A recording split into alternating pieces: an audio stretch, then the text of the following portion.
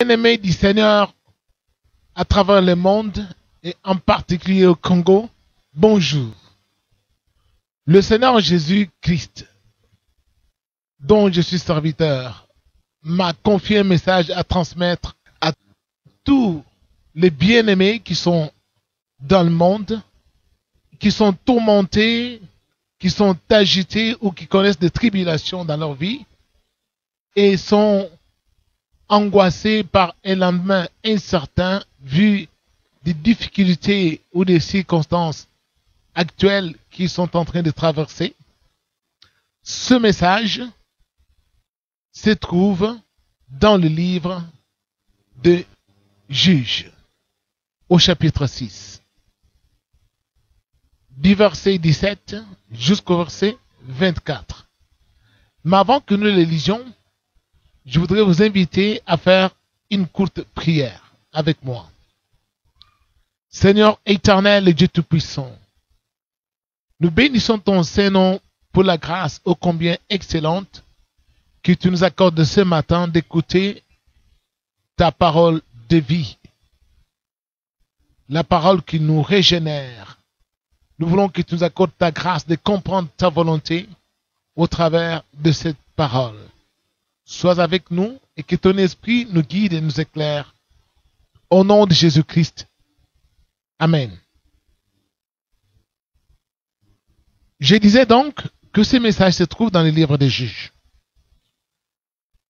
Il s'agit de l'histoire des enfants d'Israël et ce message est intitulé « Pose ton offrande sur ce rocher ».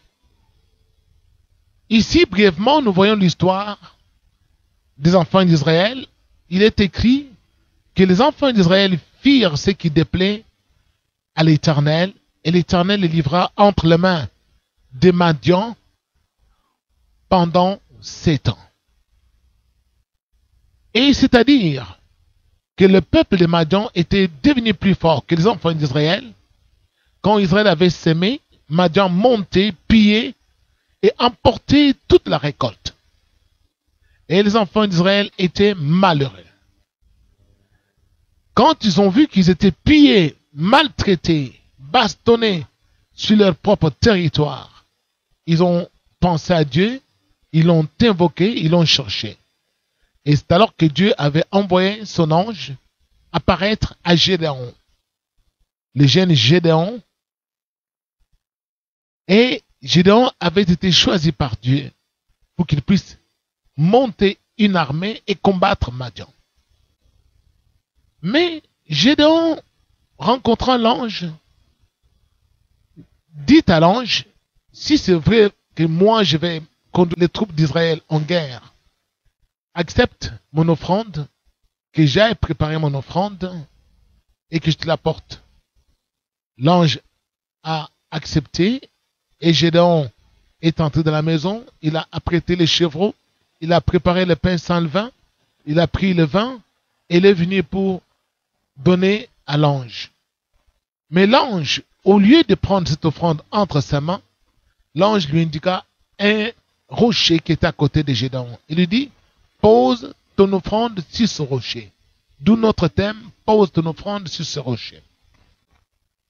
Et Gédéon mit son offrande sur le rocher. C'est alors que l'ange étendit le bout de son bâton, toucha l'offrande et un feu se déclencha du rocher, l'offrande fut consumée et l'ange disparut aussitôt.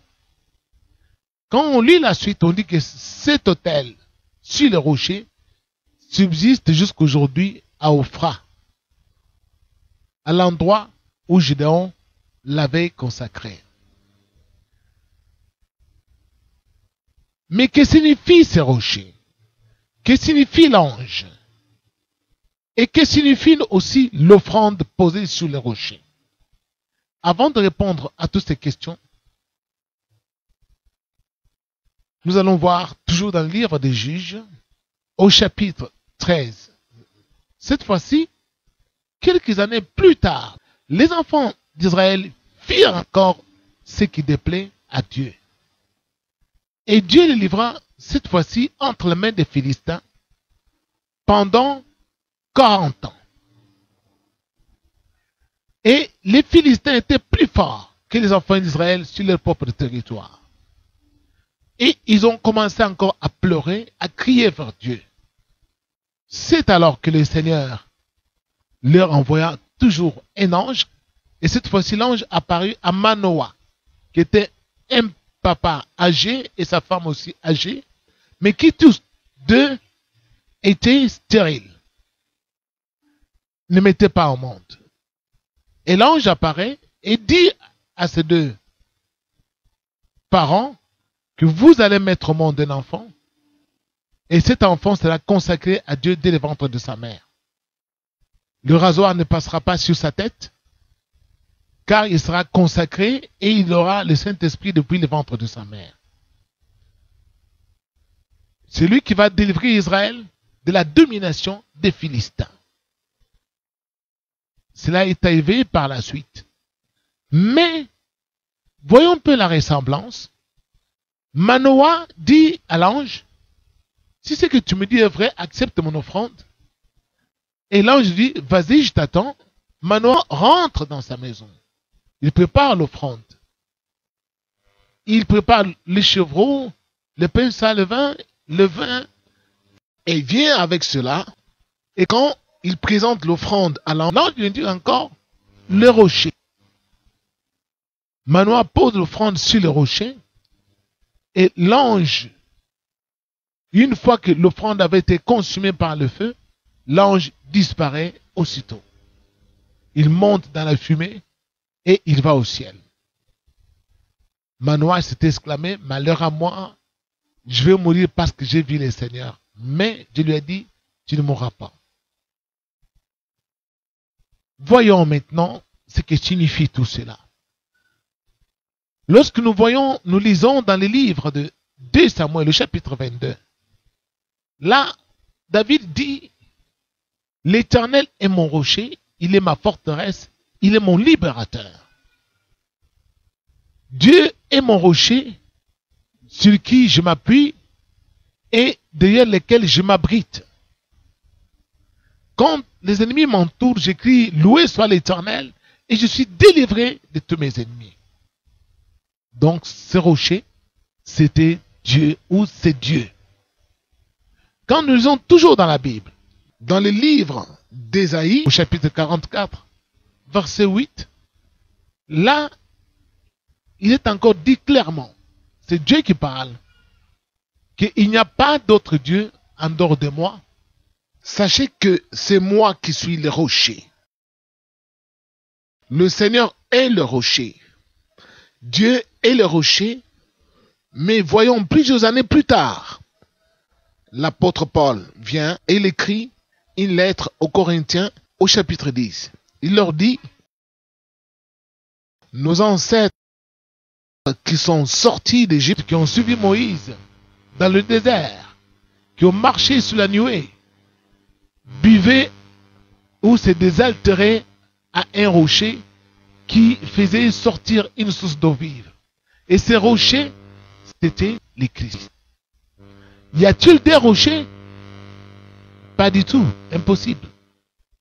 Il n'y a qu'un seul rocher. Ce rocher, dans les âges passés, on l'a appelé l'Éternel des armées.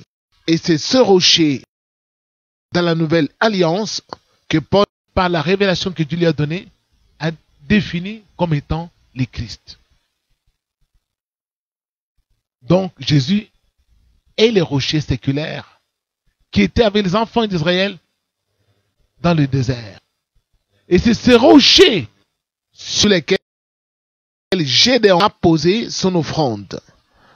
Quand il voulait offrir son offrande à l'ange, l'ange a dit non, pas à moi, mais plutôt pose ton offrande sur ce rocher. Manoah, même chose. L'ange refuse l'offrande, il lui indique les rochers. Voyez-vous, un ange c'est quoi? Un ange, c'est un messager de Dieu. C'est un envoyé de Dieu. Il peut être un pasteur, il peut être un évangéliste, un apôtre, un prophète. Et tout ce que Dieu a envoyé pour certifier qu'il vient de Dieu, il n'acceptera jamais l'offrande entre ses mains, il ne prendra jamais la place de Dieu. Quand vous voyez quelqu'un qui prend la place de Dieu, qui reçoit les offrandes dans la maison de Dieu, comme si lui était Dieu, et il s'est dit qu'il est investi du pouvoir de bénir les gens, et il reçoit des offrandes en son nom, cet homme ne vient pas de Dieu. Parce que le vrai messager de Dieu, le vrai ange qui vient de Dieu, il va toujours vous indiquer les rochers. Parce que l'ange s'en ira. Mais le rocher restera éternellement avec les hommes sur la terre. Parce que le rocher, c'est le Christ. Le rocher, c'est Dieu. Et Jésus-Christ lui-même l'a enseigné en disant, à qui ressemble l'homme qui met mes paroles en pratique? Il est semblable à l'homme qui a bâti sa maison sur le rocher. Quand la pluie est tombée, les vents ont soufflé, les torrents se sont jetés contre cette maison.